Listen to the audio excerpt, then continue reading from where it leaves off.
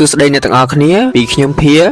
នៅក្នុងថ្ងៃនេះដែរគឺជាថ្ងៃបុណ្យសែនលោកខែហើយថ្ងៃនេះគឺខ្ញុំនឹងនាំអ្នកទាំងអស់គ្នាទៅកាន់តំបន់ប្រវត្តិសាស្ត្រមួយកន្លែងនៅក្នុងប្រទេសចិនជាងនេះផងដែរបើសិនជាយើងទៅប្រទេសចិនហើយយើងអត់បានទៅកន្លែងមួយនេះគឺបាននៃសន្មតថាគឺយើងអត់បានទៅដល់ប្រទេសចិននោះទេហើយកន្លែងមួយដែលខ្ញុំនឹងទៅហើយនឹងនាំអ្នកទាំងអស់គ្នាទៅផងដែរនោះគឺទីនេះមានឈ្មោះថាហួងហួសួយឆាងឈឹងហើយន័យថាទីក្រុងមហាកំផែងហួងហួសួយហើយនៅទីនេះផងដែរគឺគេអាចហៅម្យ៉ាងទៀតថាជាតំបន់ភ្នំផ្កាពណ៌លឿងដោយសារតែនៅទីនេះគឺភាគច្រើនកំឡុងពេលរដូវកាលលិចគឺជុំវិញភ្នំគឺពោពេញទៅដោយផ្កាដែលមានពណ៌លឿងស្រស់ស្អាតមែនទែនហើយមហាកំផែងមួយនេះដែរត្រូវបានប្រទេសចិនគេចាត់ថ្នាក់ជាតំបន់ទេសភាពថ្នាក់ជាតិកម្រិត A4 ដែលជាកម្រិតដ៏ល្អបំផុតមួយនៅក្នុងប្រទេសចិនហើយមូលហេតុដែលវាមានឈ្មោះថាហួងហួសួយនេះគឺដោយសារតែនៅក្នុងការសាងសង់មហាកំផែងនឹងគឺមានចុងមហាកំផែង3ដែលរត់ចូលទៅក្នុងទឹកពោលគឺវាអត់ចូលបានន័យថានៅពេលដែលគេធ្វើមហាកំផែងនឹងគឺវាអត់រត់ត្រង់ទៅរកគ្នាទេពោលនៅពេលដែលគេធ្វើពីភ្នំចុះទៅក្រោមទៅគឺគេកាត់ទឹកតែម្ដងដោយសារតែតំបន់ទឹកនោះហើយគឺជាទីតាំងភ្ជាប់ពីចុងម្ខាងនៃចុងម្ខាងរបស់មហាកំផែងនឹងទៅមហាកំផែងមួយទៀតដោយយកទឹកហ្នឹងក៏ធ្វើជាតំបន់ដែលខណ្ឌសម្រាប់ការពារស្ត្រីឈានពានដូចគ្នាហើយមហាកំផែងមួយនេះត្រូវបានសាងសង់ឡើងនៅក្នុងសម័យកាលរាជវង្សមីងរបស់អធិរាជយ៉ុងលឺនៅក្នុងឆ្នាំ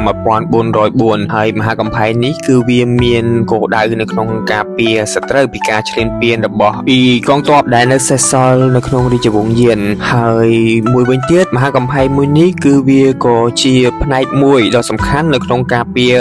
ភ្នូររបស់រាជវង្សមីងផងដែរនៅជុំវិញតំបន់មហាកំផែងនេះគឺវាមានលក្ខណៈប្លែក3ដែលគេគិតថាវាទាក់ទាញនិងអស្ចារ្យនោះគឺទី1គឺ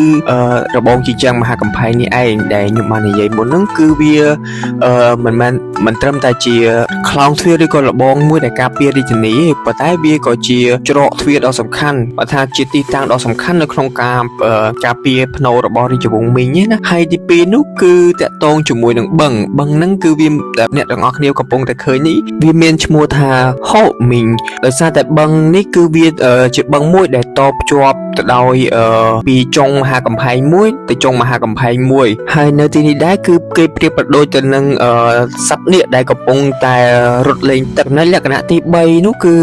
សួនដើមកៅឡាក់ដែលមានប្រហែលជា40ដើមហើយដើមទាំងនោះគឺវានៅរស់រានមកដល់សប្តាហ៍ថ្ងៃនឹងឯងហើយគឺនៅតំបន់នោះនៅពេលដែលខ្ញុំដើរចូលទៅគឺពោពេញទៅដោយដើមកៅឡាក់តែម្ដងទាំងអស់នេះហើយគឺជាភាពអស្ចារ្យមួយនៃមហាកំផែងហួងហួសួយនេះឯងនៅក្នុងរាជវង្សមីងហើយទីតាំងដែលខ្ញុំកំពុងឈរដែរគឺខ្ញុំកំពុងតែធ្វើការឈរនៅលើស្ពានកញ្ចក់តែម្ដងដែលសង់នៅលើផ្ទៃបឹងហូមីនេះតែម្ដងនៃជ្រុងម្ខាងរបស់មហាកំផែងហួងហួសួយនេះឯងបន្ទាប់ពីឆ្លងស្ពានកញ្ចក់អស់ចិត្តអស់ចង់ហើយខ្ញុំក៏បានធ្វើដំណើរត្រឡប់ទៅទីតាំងដើមវិញដោយឆ្លងកាត់កម្មចលនាមួយដែលមានកម្រាស់ប្រហែលជា3ទឹកកម្មចលនានេះគឺពិបាកឡើងដែរដោយសារតែវារៀងខ្ពស់ហើយចោតប៉ុន្តែវាអត់ជាបញ្ហាទេហើយនៅទីនោះផងដែរគឺគេមានការរៀបចំតាក់ទងជាមួយនឹងការអុំទូកលេង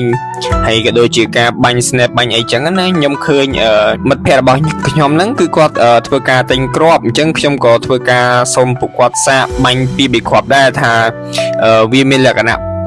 ប្លែកបែបមិនអីចឹងណាតែវាដូចរបស់ប៉ិតឬក៏អត់ទេតែប៉ិតទៅគឺខ្ញុំនេះនិយាយនេះគឺខ្ញុំនិយាយលេងទេអានេះគ្រាន់តែជាកំភ្លើងជ័រនៅក្នុងការដែលគេដាក់ឲ្យយើងបាញ់កំសាន្តអីចឹងណាហើយនៅក្នុងនេះដែរគឺពួកខ្ញុំធ្វើការបាញ់ហ្នឹងគឺយើងចែកគ្រាប់គ្នាបាញ់ទេចំនួន15គ្រាប់បន្ទាប់ពីបាញ់អស់ចិត្តអស់ចង់ហើយពួកយើងក៏បានបន្តដំណើរជិះទូកត្រឡប់មកកាន់កន្លែងដើមវិញហើយនេះគឺជាទស្សនវិជ្ជានៅលើផ្ទៃបឹងហូមីនេះឯង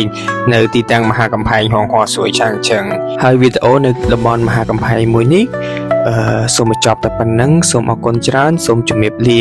តែបងប្អូនយល់ចំណុចដែរចំពោះទីតាំងមហាកំផែងមួយនេះកុំភ្លេច comment នៅខាងក្រោមដើម្បីខ្ញុំបានដឹងផងសូមអរគុណច្រើនសូមជម្រាបលា